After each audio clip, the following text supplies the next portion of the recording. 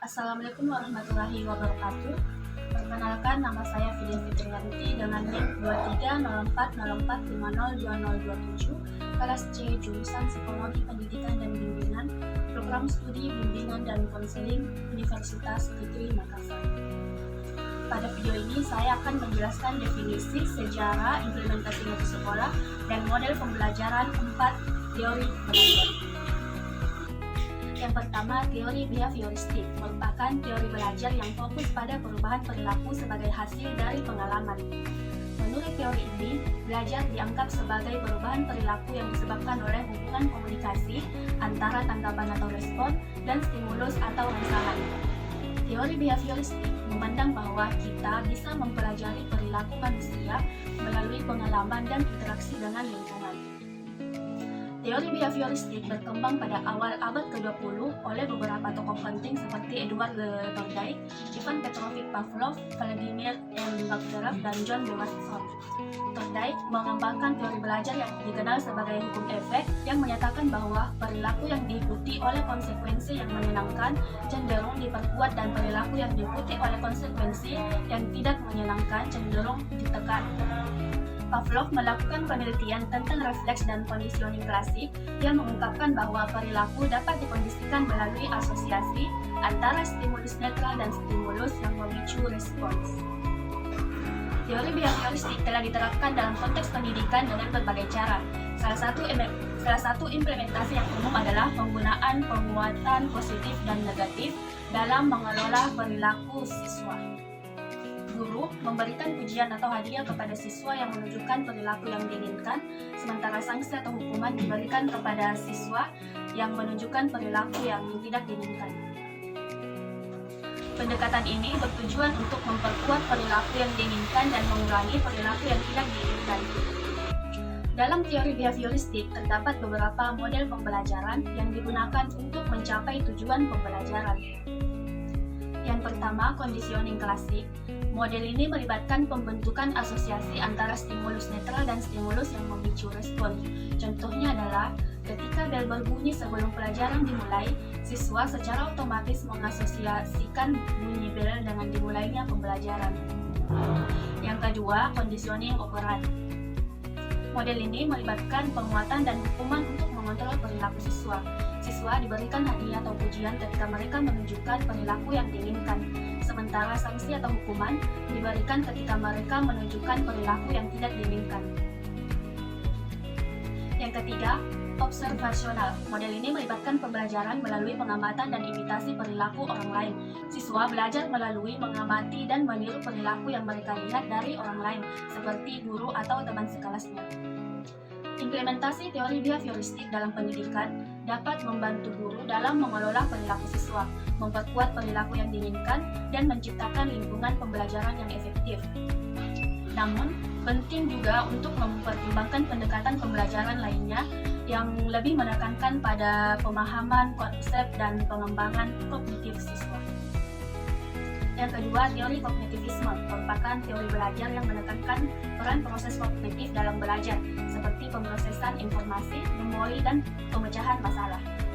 Menurut teori ini, belajar melibatkan pengorganisasian, interpretasi, dan penerapan informasi dalam pikiran individu. Teori kognitivisme berfokus pada bagaimana individu memperoleh, menyimpan, dan menggunakan pengetahuan.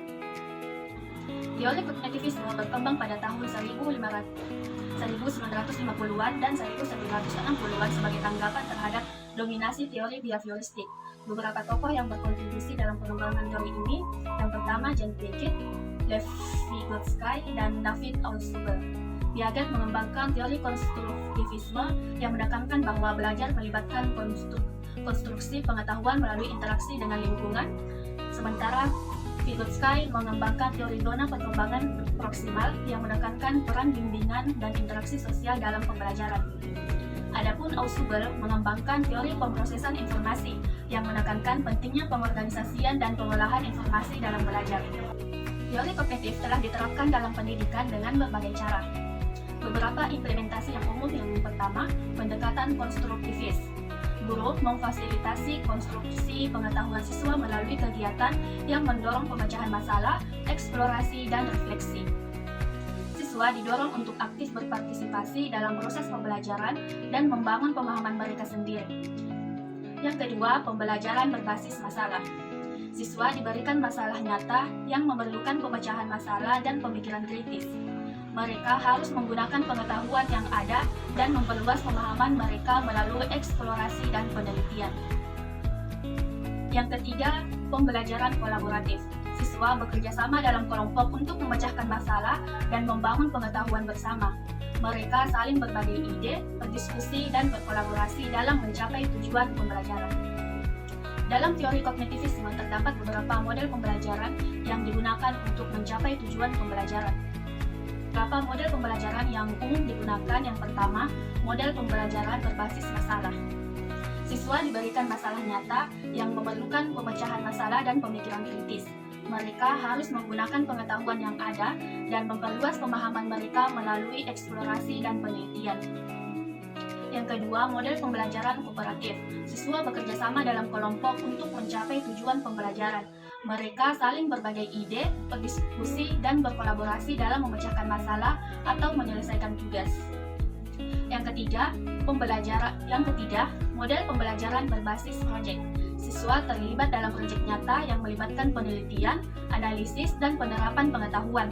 Mereka membangun pemahaman mereka melalui pengalaman langsung dan penerapan konsep dalam konteks nyata. Implementasi teori kognitivisme dalam pendidikan bertujuan untuk mengembangkan pemahaman konsep, keterampilan berpikir kritis, dan kemampuan pemecahan masalah siswa. Pendekatan ini mengakui pentingnya proses kognitif dalam belajar dan memberikan perhatian pada pengembangan pemikiran dan pengetahuan siswa. Yang ketiga, teori humanistik merupakan teori belajar yang menekankan pentingnya pengembangan diri dan pemenuhan kebutuhan individu dalam belajar. Menurut teori ini, belajar terjadi ketika individu merasa dihargai, memiliki otonomi, dan mampu mengembangkan potensi penuh mereka. Teori humanistik memandang bahwa setiap individu adalah unik dan memiliki kebutuhan, minat, dan potensi yang berbeda. Teori humanistik berkembang pada tahun 1950-an dan 1960-an sebagai reaksi terhadap teori behavioristik dan kognitivisme yang lebih dominan pada saat itu. Beberapa tokoh yang berkontribusi dalam pengembangan teori ini adalah Abraham Maslow, Carl Rogers, dan Rollo May. Maslow mengembangkan teori hierarki kebutuhan yang menyatakan bahwa individu memiliki kebutuhan hierarkis yang harus dipenuhi untuk mencapai self-actualization yang aktualisasi diri. Rogers mengembangkan teori belajar reflektif dan pendekatan konseling yang berpusat pada klien. May mengembangkan teori eksistensialisme yang menekankan pentingnya pencarian makna dan tujuan dalam kehidupan.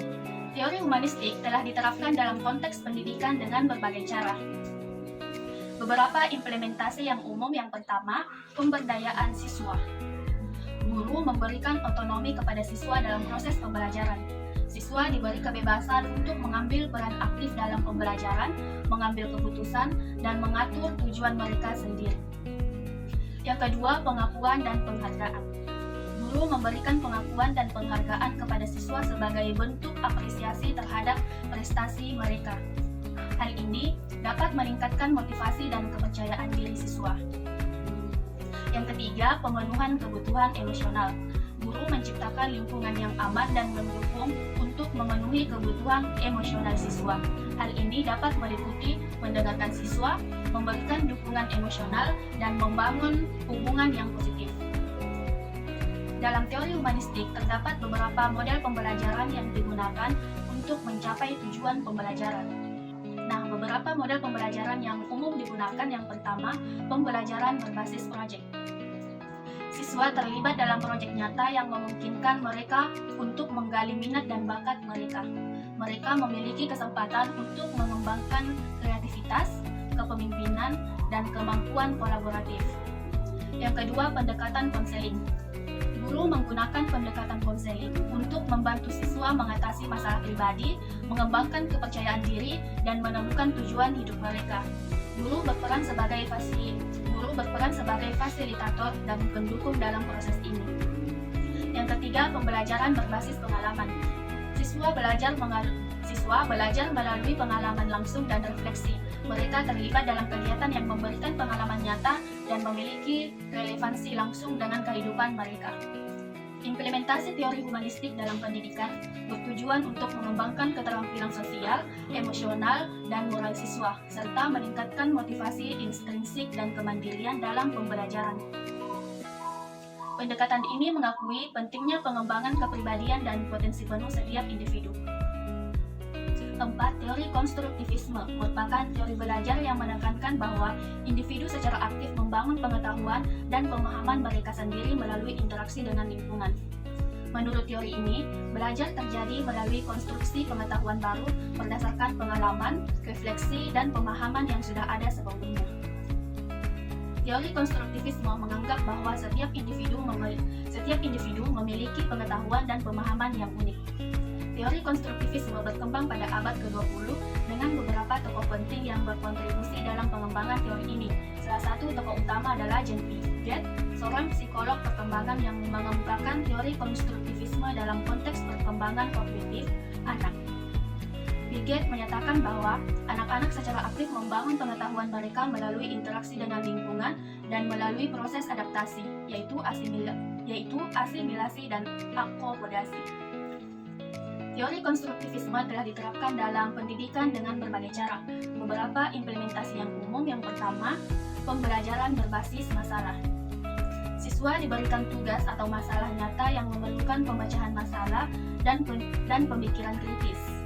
Mereka harus menggunakan pengetahuan yang ada dan membangun pemahaman baru melalui eksplorasi, refleksi, dan kolaborasi.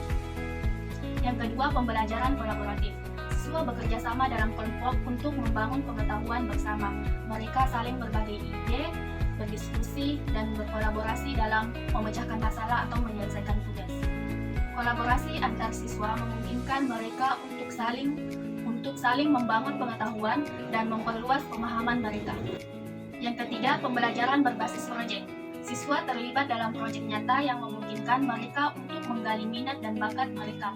Mereka memiliki kesempatan untuk mengembangkan kreativitas, kepemimpinan, dan kemampuan kolaboratif melalui proses konstruksi pengetahuan. Dalam teori konstruktivisme terdapat beberapa model pembelajaran yang digunakan untuk mencapai tujuan pembelajaran. Beberapa model pembelajaran yang umum digunakan. Yang pertama, model pembelajaran berbasis masalah.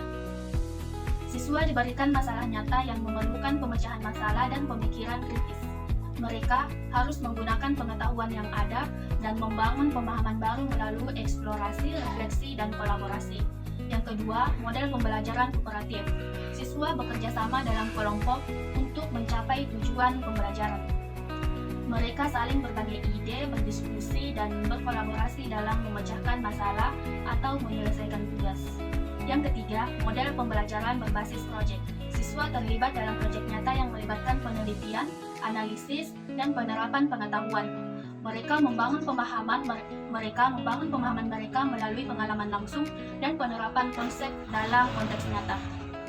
Implementasi teori konstruktivisme dalam pendidikan bertujuan untuk mengembangkan pemahaman konsep, keterampilan berpikir kritis, dan kemampuan pemecahan masalah siswa. Pendekatan ini mengakui peran siswa dalam membangun pengetahuan mereka sendiri dan memberikan mereka kesempatan untuk terlibat dalam proses pembelajaran yang bermakna dan relevan dengan kehidupan mereka.